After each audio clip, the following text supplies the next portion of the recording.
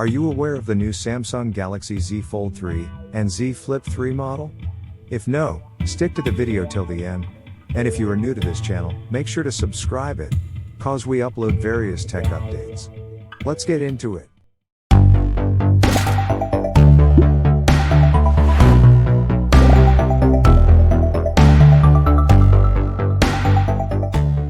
Galaxy Fold 3 is a powerful smartphone, but when you unfold it, you can use it as a tab, with 7.6-inch screen.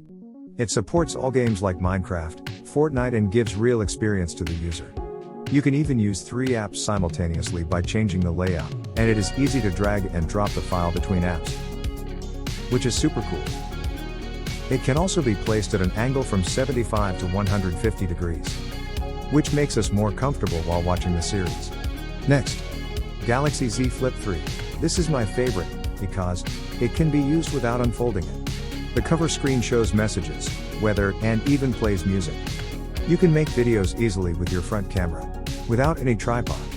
This will be an amazing feature for those who use TikTok and other apps.